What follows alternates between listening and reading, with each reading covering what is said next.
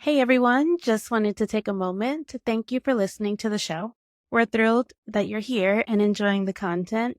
This podcast is completely free for you, but if you'd ever consider supporting the show, we truly appreciate it. One way you can do that is by using our affiliate links. These are links to products and services that we've mentioned on the show.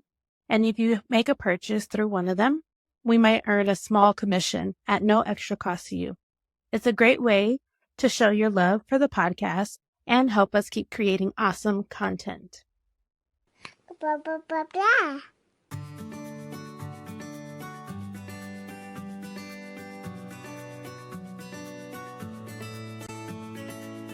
Welcome to the Our Forever Smiles podcast, a podcast created to support mothers of children who were born with clefts and those who love them. I'm your host, Laura Arroyo, and I'm also a mother of a daughter who was born with a surprise cleft palate. I know the challenges you face every day. Whether you have just learned the difficult news of your baby's cleft lip or palate, you're in the midst of pre-op or post-op, or you're an OG cleft mom, this podcast is for you. In a weekly conversation, we will talk about everything from feeding and speech therapy to surgery and school. We'll share tips from guest experts and advocates, and even share a little joy in the process. You can listen to Our Forever Smiles wherever you listen to podcasts. Don't forget to subscribe and stay tuned.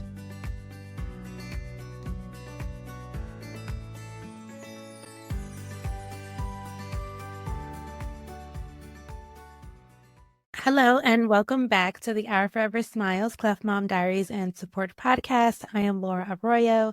Thank you to all of our subscribers, new and old. I appreciate all of the support that we have received from this wonderful community. You can listen to us via Apple, Spotify, and everywhere that podcasts are available. Don't forget to subscribe if you have not yet, and stay tuned. As a note, we are not medical doctors, and we do not intend for you to use the advice or information that we share here as medical advice. We are parents and advocates who love our children, and we are sharing our own personal experiences. We do have a wonderful guest today, Elizabeth, who just shared with me that she's had a hell of a day, just like myself. But I pulled my daughter out of daycare for the summer because we were going to be vacationing and my mom was visiting, so I didn't really see the value in just having her stay.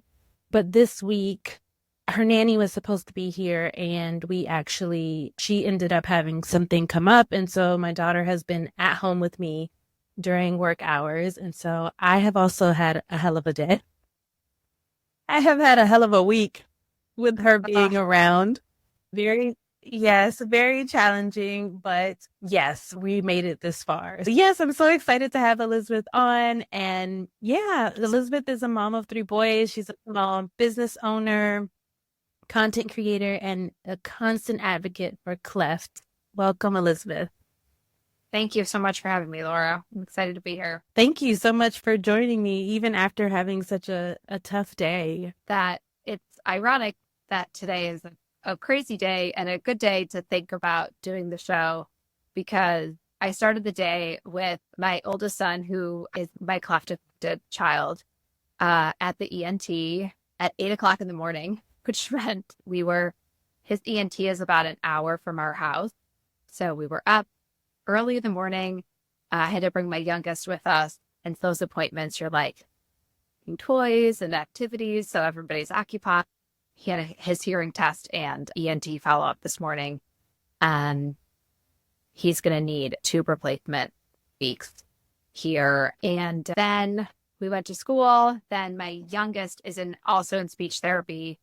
So he had a CPSC meeting, and then everybody had physicals this afternoon. And I was like, we were all over the place today. But a day in the life does make me laugh, because when Patrick was born, it was a constant, those doctor's appointments.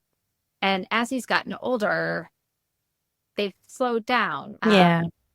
And it's really around his birthday, and his birthday was just in May, that you get those annuals and you're reminded life. But then you get into just your regular day-to-day life again, and you're just in a regular day-to-day life.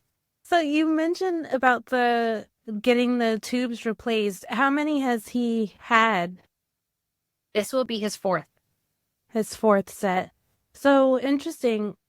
So my daughter, she is supposed to have her tubes replaced in August 30th.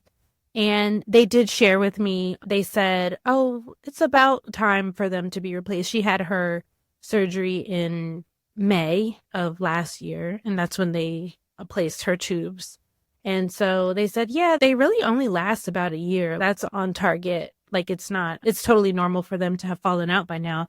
So what happened to her is one of them is still in and just hanging out in like a ball of wax and blocking her eardrum. So she's only hearing, yeah.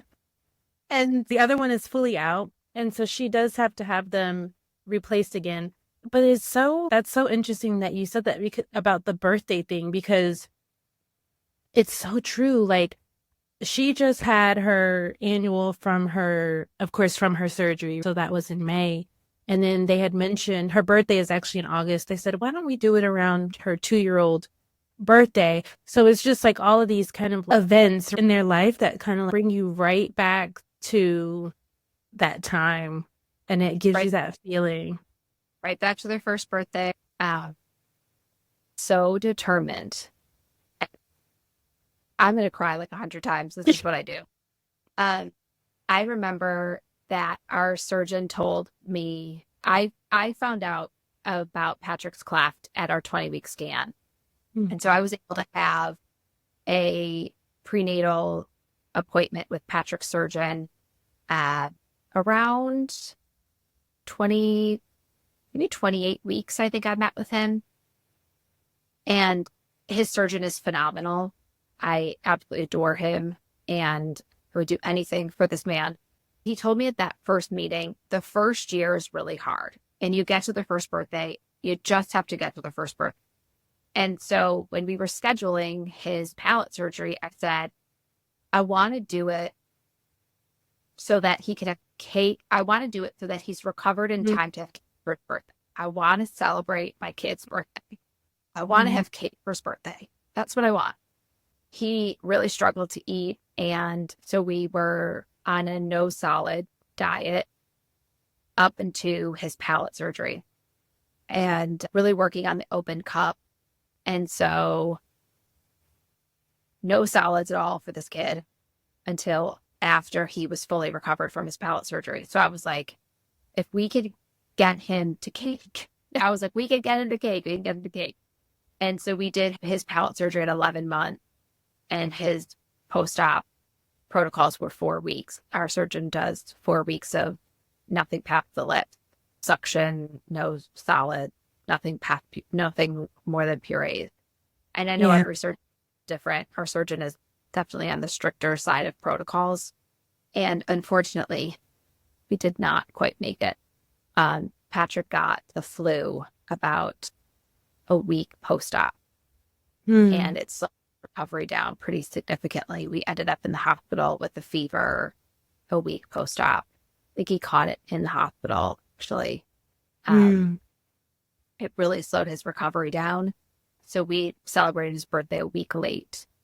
And so every time around his birthday, whenever we have to go to an appointment or do something, I'm always like, dang, buddy, we always have to do something hard on your birthday. Yeah. But I had his ENT appointment a week after his birthday. And just like your daughter, his tubes were like falling out. They were stuck in wax and they just slid them right out right in the appointment. Oh, wow. So they were like, he's old enough. He sat still and they just let them right out. Yeah. Hopefully every birthday now he does get to the cake. And we make a big deal about birthdays. And I think maybe because of that, we make a very big deal about birthdays. I try to overdo it. Yeah. And it's nothing quite so Instagram influencer quite, but balloons, and he's obsessed with Sonic. We had Sonic come and we had a friend birthday party with pizza and a Sonic came and we do, fun stuff. What kids want, cake. Yeah. Hello, everyone. Sorry to interrupt, but I need a little bit of help.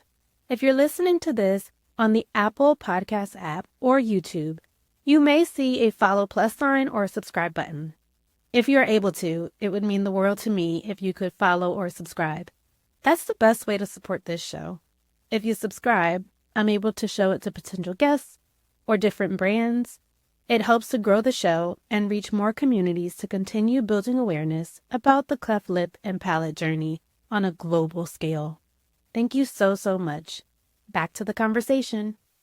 Yeah, I really love that. And now that he is 6, is he asking more questions about his journey at all? Is he, I don't know, I guess are there any feelings that come up along with that around his birthday, or is that something that you've internalized yourself and try to not really make a big deal out of? We try to keep a really open dialogue. Last summer, he had a small revision on his lip to remove. He had a lot of excess scar tissue on his lip. And so we had a lot of discussions about his scar and what it meant and why he had it.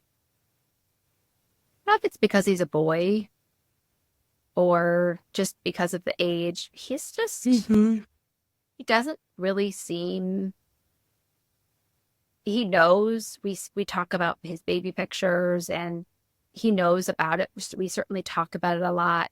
We talk about what a cute baby he was and how much we loved his first smile. But he's not opening. He has a lot of show and tells right now. And I was trying to get him to bring one of his surgery caps in for show and tell. And he was like, I want to bring Sonic. I want to bring my new Sonic toy. And I was like, okay, I tried. I don't want to push it either too much, push this narrative on him that it's like really important. But we tell him do you like your scar? I want him to be aware of it in case kids ask too, to be prepared. But he's asked, he's like, yeah. Anyway, so I'll call her a picture. He just so not, which I think is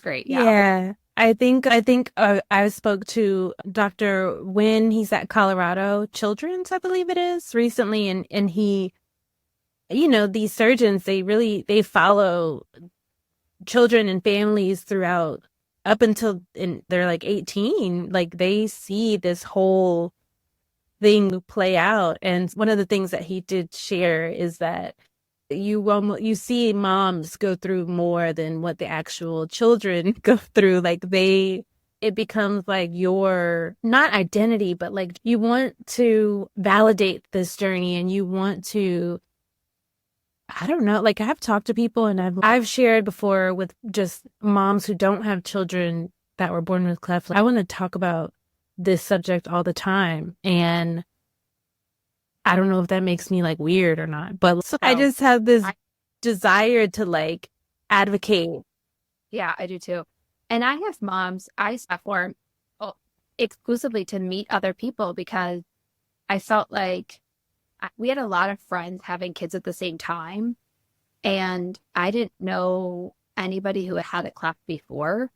And I'm the youngest of 4. And I was the last of my siblings to have kids. And there was nobody with a medical concern.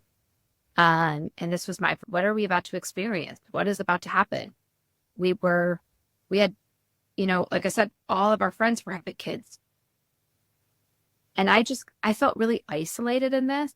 And so I was like, I'm going to go to the internet and I'm going to find other moms who are going through this then. And then there has to be community out there. I know I'm not the only one. And I've been so grateful to other moms who could share their stories with me and share their experiences with me and their tips and their tricks and support and just, hey, I felt that too. I validate that feels so real too. And I can't change it. I can't erase it, but it's real. That is valid. Help so much. And I just always want to pass it on. And so anytime somebody messages me, I just always want to be an open book. I always want I always want to be available to any other mom or any other parent experiencing the same thing, especially for the first time, especially a pregnant mom who is so nervous, so unsure of, oh my God, what am I going to expect? Because I remember being pregnant and being like, especially before the baby comes and you're like so nervous. What is it going to be like? All the anticipation, all the nerves of, am I going to love this baby?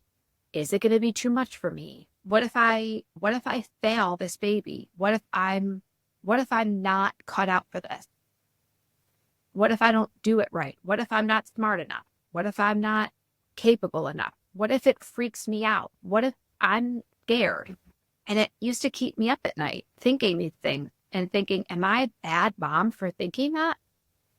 And want to be a safe space for somebody to be able to think those things and feel those things and it be okay. And say, it's okay to think. You're still going to love your baby. You're still going to do whatever you have to do to take care of your baby. Yeah. It's so interesting too, because when I started this podcast, that's exactly, you said it so well. That's exactly the reason why I wanted to do this. And of course, you're a content creator yourself. You have to provide different types of content because you're trying to gauge what people are looking for or what they want to hear. And it's just been fascinating, like, to watch the episodes that have the most downloads. They're always episodes. It's not the surgeons, and we love the information. It's not like the 101s. It's literally moms that are like, this is really hard. It's the episodes where moms are like, I was crushed but I got through it. Like, people are so drawn to wanting their feelings to be validated and seeing someone like go through something really hard and come out in the end like much stronger. And I resonate with that myself, right, as a Cleft mom. And that is exactly what I was looking for. It's the reason why I started this as well.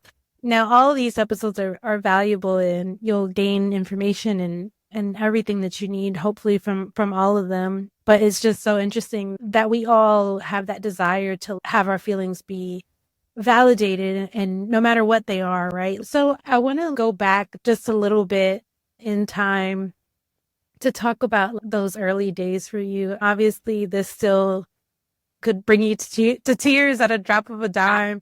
What was that feeling like when you first knew? Yeah. Yeah. So we went in for a 20-week scan, and like I said, I had no reason to suspect for any reason that we were going to have any complications in our pregnancy. I was healthy, had no reason to have a complicated pregnancy.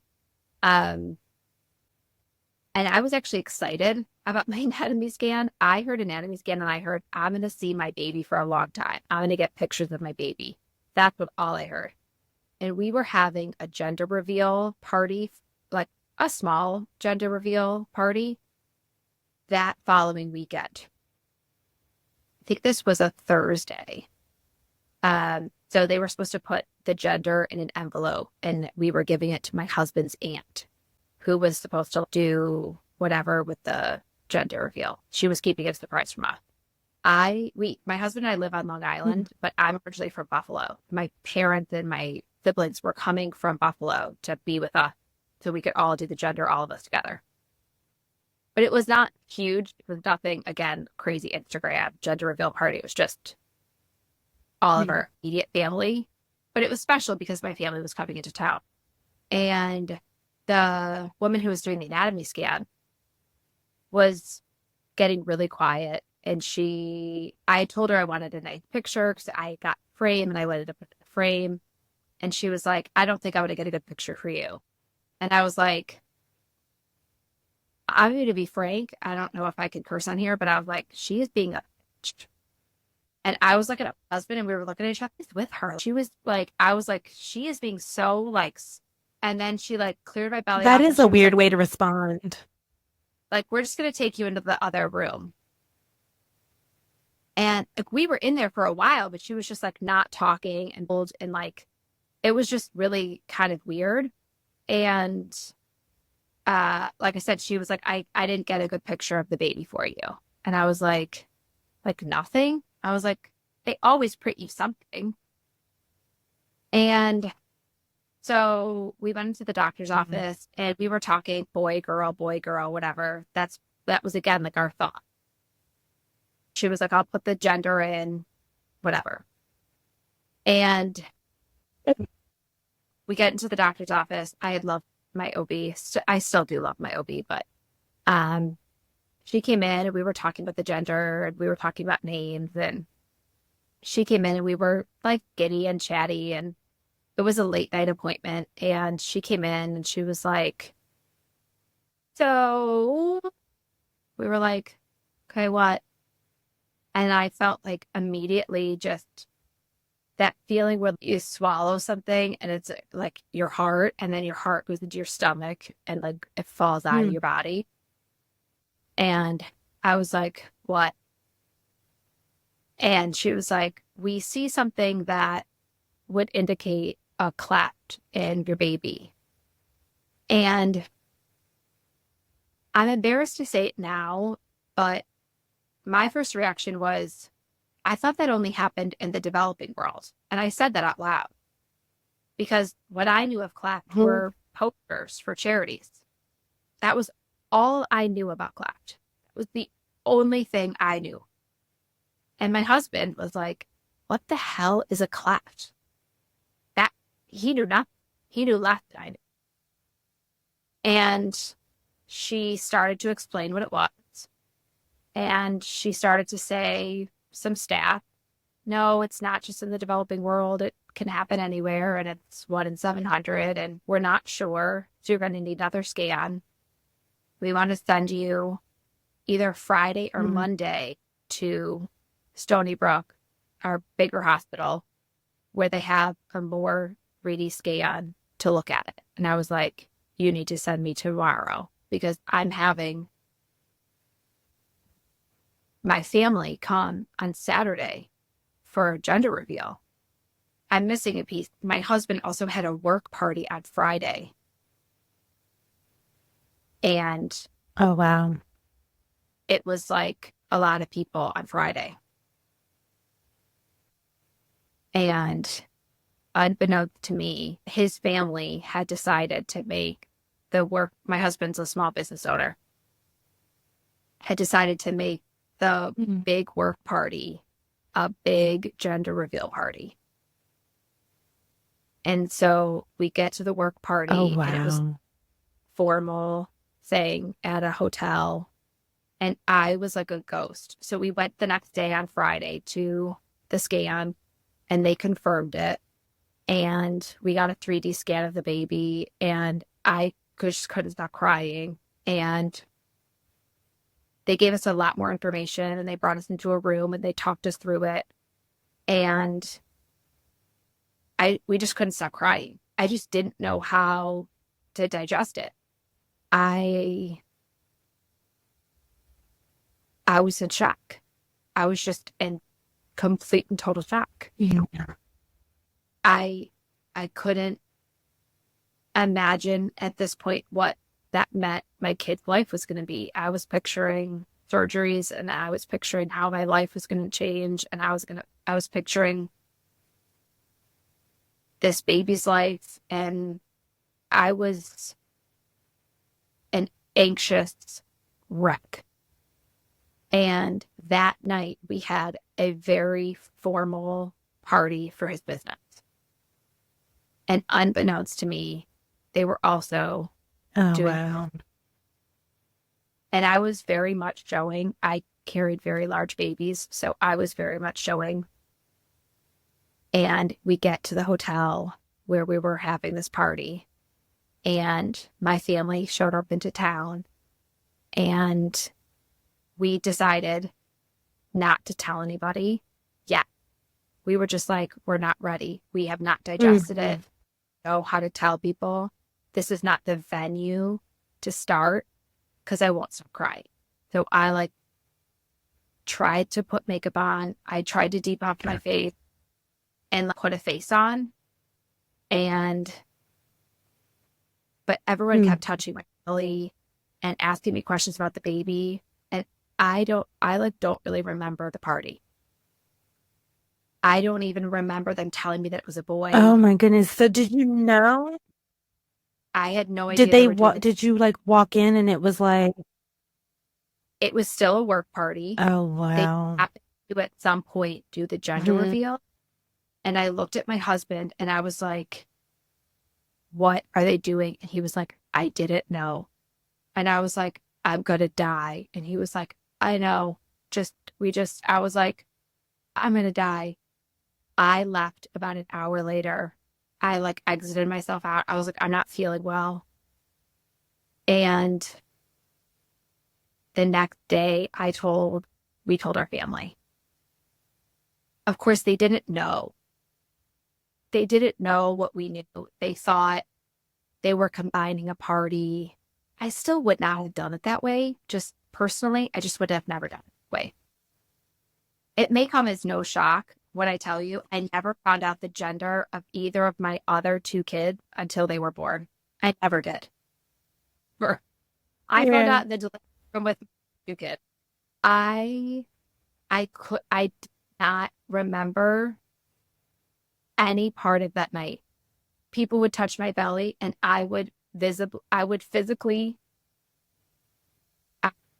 I could hardly put myself upright. I was in shock. And the next day when we told our family, we told my family first because our house, and the next day we told his family, we invited them over. I just sobbed through the whole thing. I just sobbed and sobbed and sobbed. It was like I was telling them that my baby had died. And crazy to say that. He was not, right? He was there and he was safe and he was going to be fine.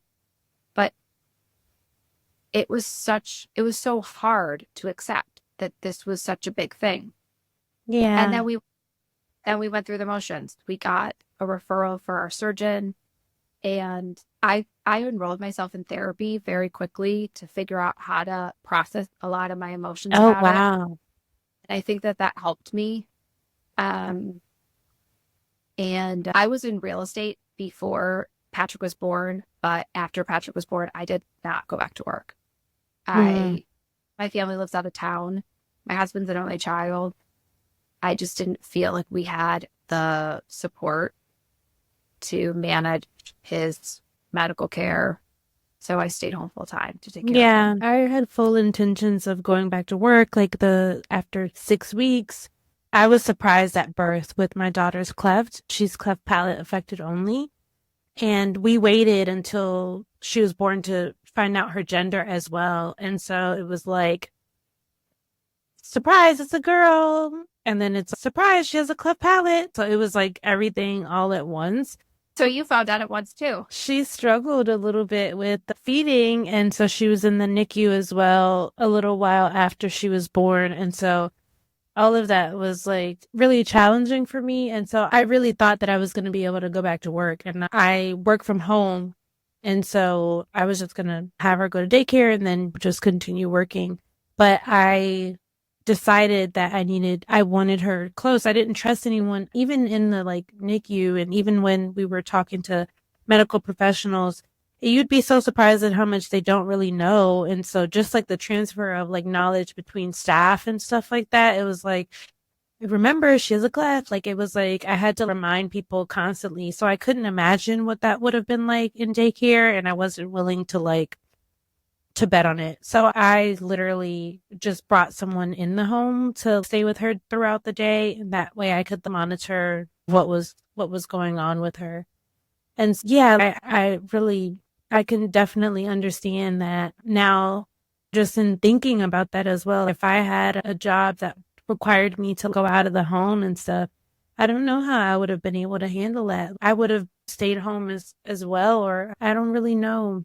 Because there is this fear, just as you mentioned, not wanting people to touch your belly. It's from the moment I feel like I found out about this, I went into like full protective mode. And I think that happens for a lot of moms anyway, but it's a little different. I don't know. I can't explain it. It's like you want to keep them safe and protected and away from anything that could harm them in any way. It's an interesting thing. Now, what was your feeling like after that? Significantly with feeding. He was failure to thrive until he was about 16 months. In fact, even at 6 years old, we still monitor his weight gain pretty substantially. But he would go on hunger strikes. He would go hours refusing bottles. So we had both early intervention, feeding therapy, and home multiple days a week. But we also went to our Cleft team for regular feeding therapy. And we were in the pediatrician sometimes 3 times a week for weight checks. He had silent reflux. And then in the beginning, which turned into severe reflux, spitting up, just everything. So we started with 1 medication for the reflux, which turned into 2 medications for the reflux. And we started weighting his food with cereal to help with both additional calories and to help try to manage the reflux. He had to be on special high-calorie formula. I was a nightmare. I wish that I could have seen myself today. I wish a version of myself today could have seen myself then, but I had severe postpartum anxiety. I couldn't see it then because I rationally thought my baby has all of this going on. Of course I'm anxious. But it did go a step too far. I couldn't shower without him in the room. I would not allow anyone, including my husband, to feed him. I was just an absolute nervous wreck about everything. I was so anxious because his reflux was so bad, he would choke on his spit up, that I was so nervous he would choke. I couldn't let him out of my sight. I hardly slept. He would wake with hour increments. I don't know how I slept. I didn't sleep. After his first surgery, the only way he would eat was with the 5 milliliter Tylenol syringe. We tried everything. The only way this child would eat was with a 5 milliliter Tylenol syringe. So middle of the night feedings all day long for 6 weeks, I fed him with a 5 milliliter Tylenol syringe. Pull it up, feed him like as slow as a little bird. The only way he would eat. And again, like I couldn't allow to do a feeding, like not one single feeding. So at some point he was like 6 months old, and someone like my mother-in-law, my husband were like, go get a coffee. And I was like, no. My child was 6 months old and I hadn't left him for 30 minutes. I wish the version of myself now could talk to the version of myself then, because my postpartum anxiety was so, but I did around 6 months. I think once we got past that first surgery and that first surgery recovery, I think we started to get there. And by his second surgery, I started to implement some healthier coping mechanisms. I started to exercise more, and I started to do some things to really take care of myself. I started implementing some daily routines for myself. Sounds like ridiculous, but it's a lot of the things I started talking about on my platform. I started forcing myself to do simple things like shower every day, brush your hair every day, put makeup on. Like at some point I started getting criticism on my social media platform for it, but like I forced myself to put makeup on every day because as a stay-at-home mom, it made me feel put together. It's something superficial, but it made me feel like a version of myself I was before I was a mom. No, nobody sees me. Why do I? Yeah. My kids see, but I see myself too, and it makes me feel like myself. That's Yeah, important. that's so interesting. People ask, like, oh, did you have like postpartum depression? People ask me that all the time. And I say, No, I don't think I necessarily had postpartum depression. I had a lot of postpartum anxiety, and it was the same way. Like, I couldn't sleep. I actually don't know how I survived that time in my life because I was literally like just a zombie. Like, I was like up. Like, I remember one time one of my friends had mentioned to me, she said, I feel like I could text you at any time of the day and you're going to respond to me. It could be 2 o'clock in the morning. It could be 2 p.m. It could be like whatever time. And for some reason, that made me so sad. I was like, you're right. Because I am up literally all day. And you could blow on me and I would turn to dust. Like, I was literally like, I just don't know how I was surviving. And I feel isn't really talked about enough, like the anxiety that I just wasn't expecting. And just as you mentioned as well, like it's something that's really silly, but my fiance told me he saw me one night and I got in the bed and I started playing like this game that I have on my phone. And he said, he's mentioned to me, I can tell that you're like making a turn because I haven't seen you play that game in like months. And I literally used to be addicted to this game. And I was like, he's so right. I finally feel like I'm turning a corner here, like where I actually feel like I can breathe. And I'm playing this really stupid game, but it was like one of those moments that I felt like I was feeling like myself again. And it's just like Yeah. what you said, like my thing isn't necessarily makeup, but I work out now and I made it a commitment to myself to work out at least 30 minutes a day.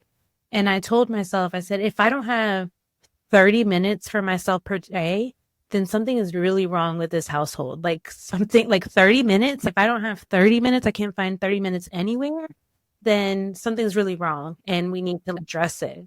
So yeah, that was a big thing for me.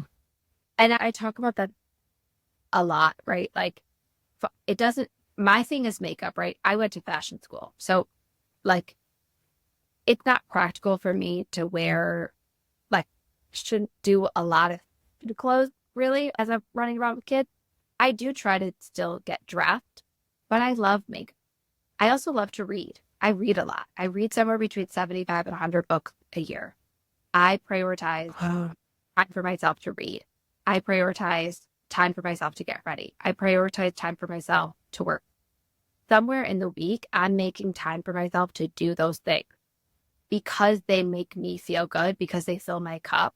And I think sometimes it takes hitting rock bottom as in that journey to be like, whoa, I have to set these boundaries. And not every mom maybe reaches there, but for me, I did. And I never want to get back there again. So I have to be disciplined about it. I had 3 kids in 3 years, and Patrick was born with the cleft, and we're coasting a little bit right now. He still has some maintenance things. My middle son has some significant developmental delays unrelated to any. He's undiagnosed, but I think he's probably autistic. Again, he's not diagnosed, and so we have some challenges in the house. If I don't prioritize myself, I will be steamrolled. Right? Like, I've got a 6, a 4, and a 2.5-year-old. I will be steamrolled with no problem. But we have to figure out how to prioritize ourselves. Yeah. But that first year of motherhood, man, it knocked me right on my out. Yeah. I think just going back to something that you mentioned as well about his feeding, was there a reason? Did they use a feeding tube for him at all? No, our team puts it off as long as we possibly can. We monitored it to its extreme. He had a GI specialist, he had a nutritionist, and we obviously monitored it with the feeding therapy surgeon and our primary care doctor. They all felt like he was constantly gaining jaw enough. We held it off. We were constantly able to like just hold it off enough. He would give us scares, and then he would do just enough. And then he would give a scare, and then he would do just enough. And it was really that reflux, spit up as much as he would consume, but able to hold off the tube, which I think ultimately was a win. And I know for some families, not an option. I think because he did show his ability to feed, and it was really the struggle with the reflux, the medication helped to manage it. And so we just monitored close. Can you talk about some of the options? Like, I know I've seen like some posts as well and like moms groups and things like that. I know that you were talking about after surgery, the 5 milliliter Tylenol syringe was something that worked well for him. Were there other things that you all tried that may work for other families that are like really struggling with feeding? They originally gave us, it looks like a gerbil feeder. We got it off of a medical website. I cannot think of the name now, but it's a bottle and it has like a Probably long the tender care feeder. Exactly. They originally gave us that, which we prepared prior to surgery by practicing with it. And he did well enough practicing with it prior to surgery, but post-op, he would not take it at all. And they also gave us larger syringes that we could do. So I could put like essentially an entire feeding into a large syringe and feed through that slowly. He saw that, went like just screaming, would not let that anywhere near him. Our surgeon does not allow a bottle at all. So the only other option was open cup feeding. They gave us one of those pink, like early first cup. And he would just spit that out completely as well. Like I said, our surgeon is definitely on the stricter side of protocol. So there was no option for a bottle. And I know some surgeons allow a bottle after a lip repair. There was no option for a lip repair. Post-op palate repair, again, there was no option for a bottle or a sippy cup. We went to an open cup. Actually, our surgeon strongly recommends a month prior to surgery for palate repair, recommend exclusive open cup. So a month prior to surgery, he wants you to be exclusively drinking from an open cup. Yeah. Because our surgery was scheduled for 11 months, we had started practicing around 8 months. And by 10 months, we had completely dropped all bottles and all sippy cups. And we used the 360 cup and we took the top part out of it. So it just had the slow flow, because again, the rule for our surgeon is absolutely no suction. So it just slows the flow down. And what I would do is I would hold him, I would just recline myself just slightly, and he would sit on my lap. And I would help him hold it, and he would just lean it. So the 360 cup with those holes in it, without the top on it, would just slow the flow down just enough to help him control the flow. And with my help, would just make it so it wasn't tipping completely on its head. The first 24 hours after palate surgery, I would say the first, I don't want to say 24 hours. I want to say the first 6 hours, he was very slow to feed. We used like a little sponge. We were really like wetting the lips, like juice, just a little bit. But a couple of hours later, because he was so used to that cup, that was what he was used to for a month, it was back to his regular routine. And that was why the surgeon recommended that. And I think it worked well. The lip was better, the lip was harder recovery. For us personally, yeah. His personality now, from what you described earlier, doesn't seem like he'd be so have such a hard time, since now he's just like, hey, Mom. Oh, he's stubborn little. He just He's seems stubborn. like he'd be much more dramatic. He's very stubborn. He is, and if he knows what he wants, he will not give in. But he's a pistol. He's fun. He's a funny kid. He's very creative. He loves to draw. He loves Sonic. He loves Mario. He doesn't really like video games, but he loves video game characters. He'll play a video game, like he'll play Nintendo, but he's fascinated by the characters, and he loves to draw. He loves to trace things and color and draw. He's constantly drawing characters and thinking up stories. But he is very stubborn. I think he gets that from me, unfortunately. But he's a pistol. He's funny. But no, he's as stubborn as he was then. He sure is.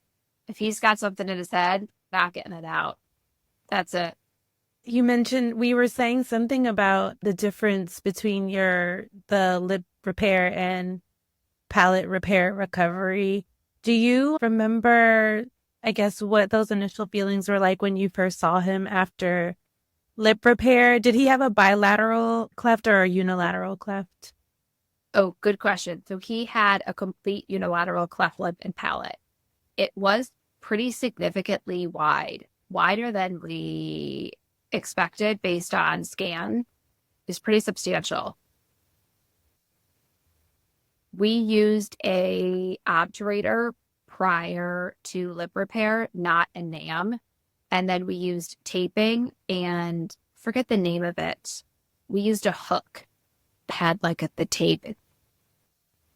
Gosh, 6 years later. A nasal elevator. The nasal elevator. Yep. And that worked fantastic. I could not picture how that was really going to work, but I kept doing monthly side-by-side, and it really did do wonders. And we were really strict about that. The obturator also really brought that alveolar ridge together substantially. His lip surgery was done at 4.5 months. And that's when they placed the first set of tubes. And when he first came out of surgery, he looked good, but it scared me because I didn't recognize him. He just didn't look like my kid. And I've talked about this before. I don't know if I mentioned this to you. Annually, our Cleft team does a symposium. Our hospital is a teaching hospital.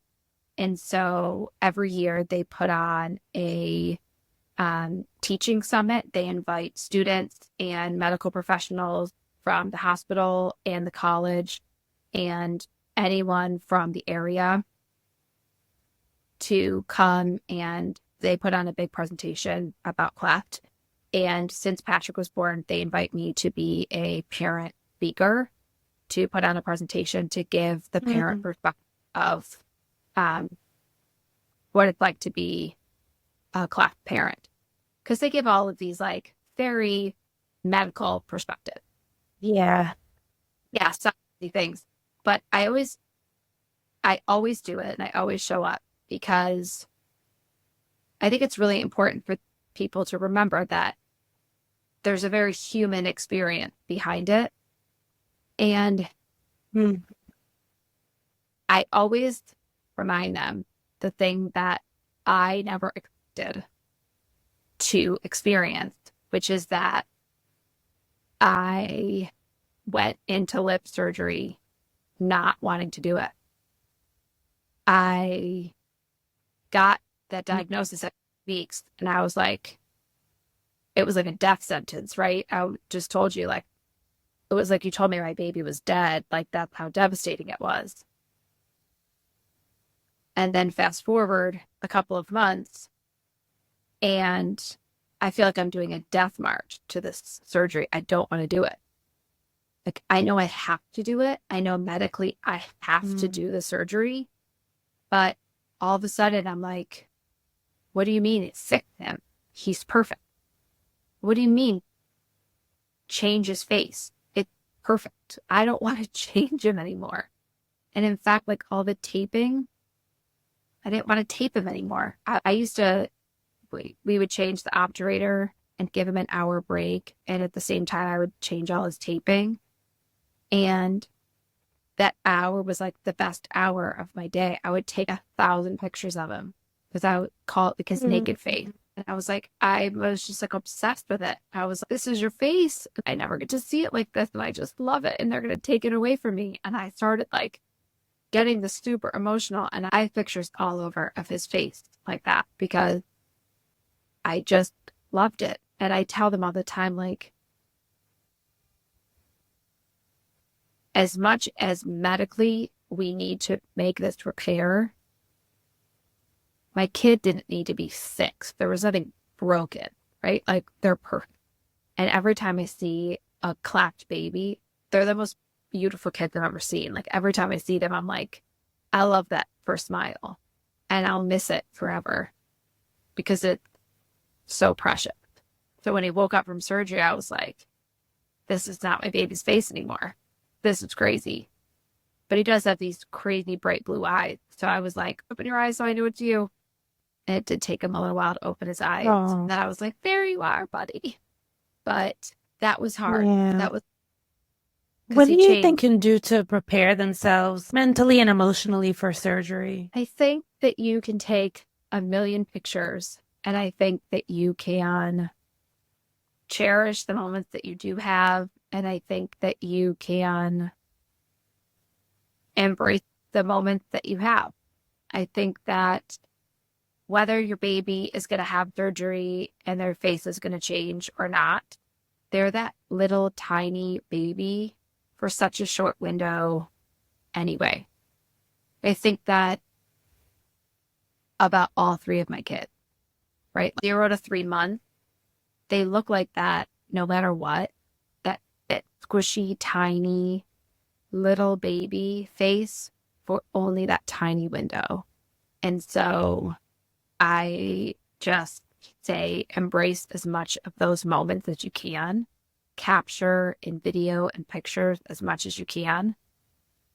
And for surgery day, have as much support around you as you can, because mentally and emotionally that day and the days after are very trying. And so you need people you can lean on and people who can support you in the ways that are helpful and not distracting. And only the ways that are helpful. Yeah. Do you want people to make you meals and clean your kitchen? Or do you want people out of your kitchen because that's your space? Do you want people to help you with do you have other kids you need help with? Or do you want help with the baby in surgery? Do you want help with your laundry? Or do you need to take a shower? What are the ways that are going to help you? And ask for that specifically.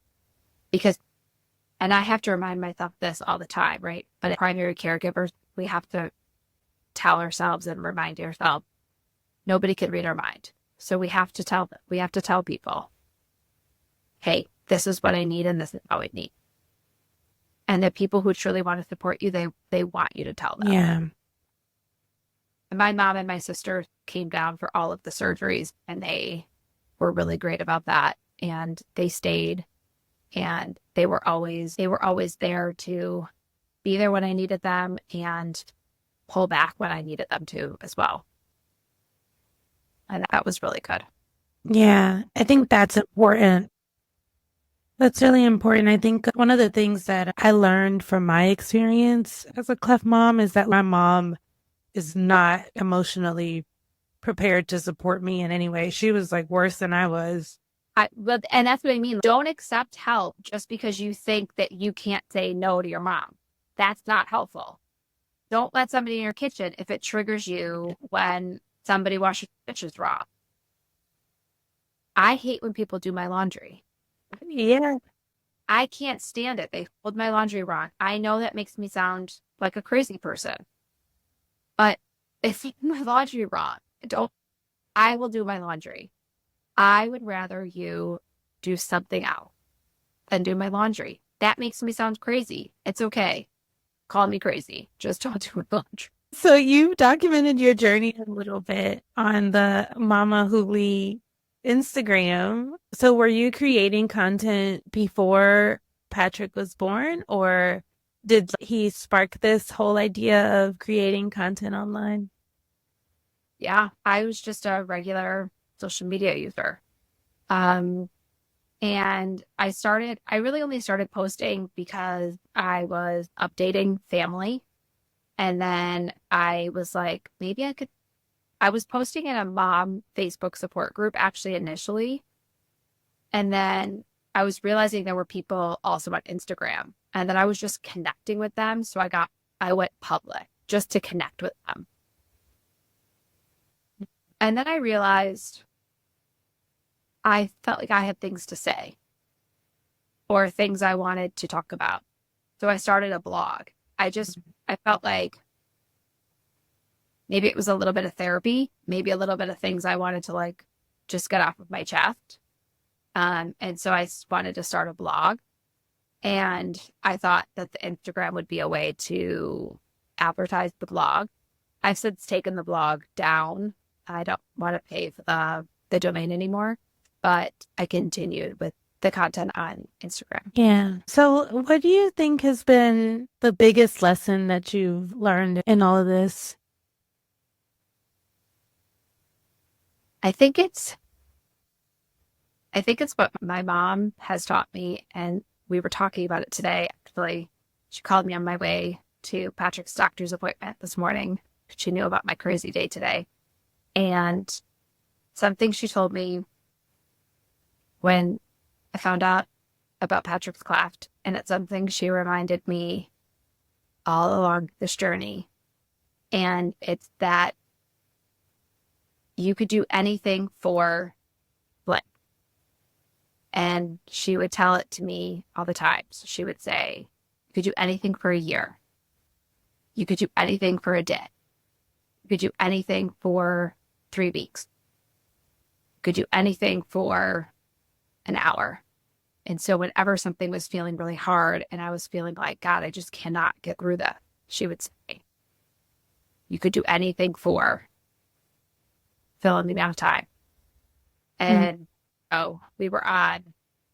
was in the car today and I was like, oh, the crazy day today. She was like, could do anything for a day. And I was like, I could do anything for a day. When I first got the diagnosis and the doctor had said, you just have to get through the first year. She was like, you could do anything for a year. And then all along the way, it got broken down into smaller things. And I think anytime you look at a challenge, you could break it down into small little increments. And I see that everywhere I go now. Like any challenge is just any obstacle, anything in life is just, I can do anything. You just have to break it down into its smallest part. Feeding was really difficult. And so how long was the feeding? We had to keep him under 20 minutes. I could do anything for 20 minutes. Surgery was really hard.